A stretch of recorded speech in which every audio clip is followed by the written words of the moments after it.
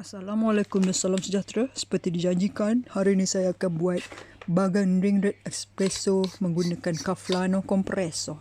Okay, ni guna grinder Timo Chestnut situ. Sebenarnya grinder ni tak cukup halus untuk espresso, terutama dengan biji ni.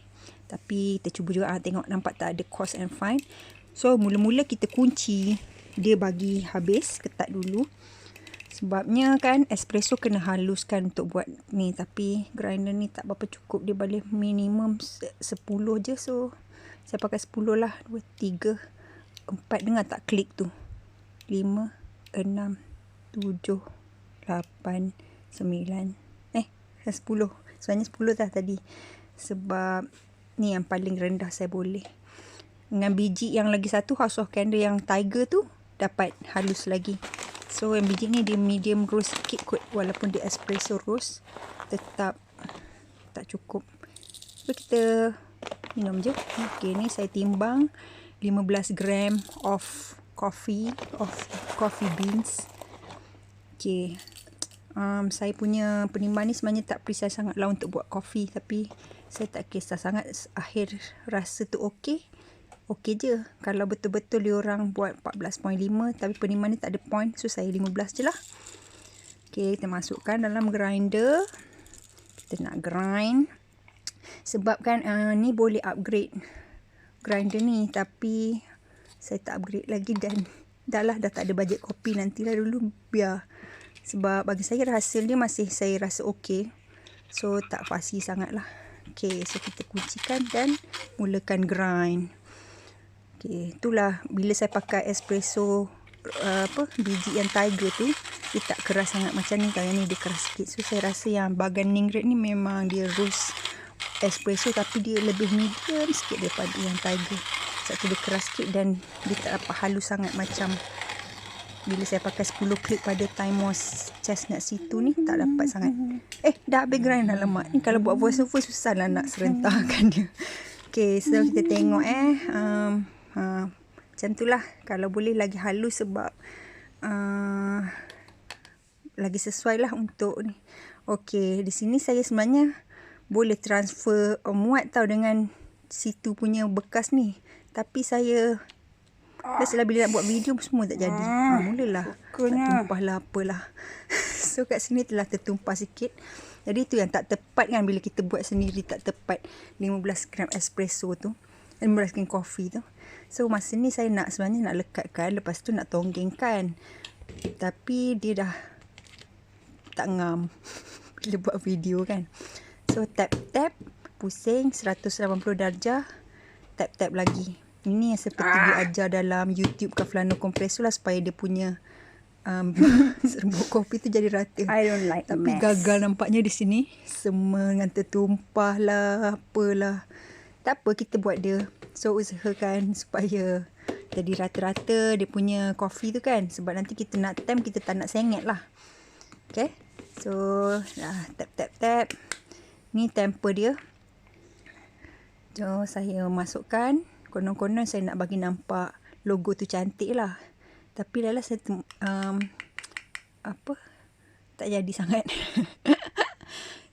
Tekan sikit. Sebenarnya cara temp ni, kalau barista yang betul-betul, dia adalah berapa pressure dia. Tapi saya tengok kat YouTube Caflano Compresso, dia kata tekan cani-cani supaya dia rata kan. So saya tiru je lah. Minta maaf ya siapa barista di luar sana kalau saya telah merosakkan kaedah-kaedah kopi ni. Nampak tak logo dia? Okay, masih lagi bersihkan sebab nanti kita nak skru kan. Kita tak nak ada serbuk kopi melekat dekat skru tu, nanti air ni. Lupa sebenarnya. Satu lagi saya lupa. Kita kena macam preheat bekas tu kan, sebab espresso ni kan macam fussy sikit. So kalau bekas tu sejuk, nanti bila kita extract espresso tu, sebab sejuk jadi rasa dia masam lah. So kita panaskan dengan air panas, kasih dia lalu, lepas tu buanglah air yang kita dah tu untuk panaskan bekas tu je. Tapi untuk peminum yang macam saya, macam yang peminum di rumah yang taklah coffee enthusiast sangat kan, coffee connoisseur, so boleh je. So panaskan, lepas tu kita skrukan bekas tu dekat gelas yang penadah ni. Okey, kuncikan dia. Okey. Lepas tu kita pasang pula yang dia punya tempat isi air. Okey, ni saya tengok kat YouTube European Coffee Trip. Kuncikan ni memang kita nak ketat sebab tak nak air terbocor kan. Tapi gunakan 3 jari je supaya tak rosakkan. Nanti kalau ketat sangat thread yang tu rosak, nanti nak ganti pula ni dah duit lagi. Awak dah lah kedekut. Okey, so untuk air ni untuk buat espresso kita kena lebih kurang 94 hingga 96 darjah Celsius. So saya pakai termometer ni, dia dah tanda yang kat hijau tu kan. So dalam kawasan hijau tu lebih kurang 94 degree Celsius. Air ni saya masak tadi tu saya masuk dalam flask. Kalau orang yang air masak tu dia orang kata tunggu 30 second dia akan jadi lebih kurang 94 lah kalau tak ada termometer. Okay, so kita ada senggat di situ di tempat isi air tu. Kita tengok 60 ml, tapi minta maaf lah sebab view video saya ni nanti bila tekan kan tak berapa nampak. Maklumlah saya ni bukannya content creator, saja share je. So tak adalah kamera daripada angle lain-lain. Okay, so sebenarnya bila kita tuala dah start, kita kena pre-infuse 10 second tau, 5 hingga 10 second. Tapi saya dah belasah je, kita tekan sikit tadi supaya air tu dah terkena basah dalam kopi. Patutnya kita buat 10 second pre-infuse. Lepas tu kita nak tekan ni kena dalam masa dalam 30 ke 45 second to 1 minute. So yang ini dia orang dah kaji lah permukaan kopi tu berapa permukaan. Siapa yang kawan-kawan dalam Instagram saya ni kan banyak engineer. Tahulah kan hukum Pascal ke, bila dia tekan tu berat badan manusia lebih kurang 55 kg tu, tekan dengan permukaan ni dia nak dapatkan pressure 9 bar untuk espresso. Jadi lepas tu dia reka alat ni dengan harapan macam lebih kurang saya 60 kilo. So saya tekan dengan jari tu ke badan saya, shoulder naik ke atas tu kan. Dapat pressure tu cuma precise kira tu tak tahulah macam mana. So saya tekan ni 45 second dah habis tekan. So bila grind size kita tak berapa betul, so macam ni saya rasa sebab dia kena seminit baru okey kan. So saya 45 second kira boleh lah. Tapi nanti kita rasa kopi dia macam rasa cair sikit, macam masam sikit kan, pasal dia under extract. Pasal apa? Grind size dia tu tadi kasar sikit sebab saya punya grinder tak betul, tak dapat. Grinder tu tak sesuai lah untuk espresso sebenarnya, tapi saya tak ada bajet lah nak beli grinder lain. Biarlah dulu saya minum okey je. So kalau orang barista jangan marah telah mencacah marbakan. Tapi saya hanya peminum.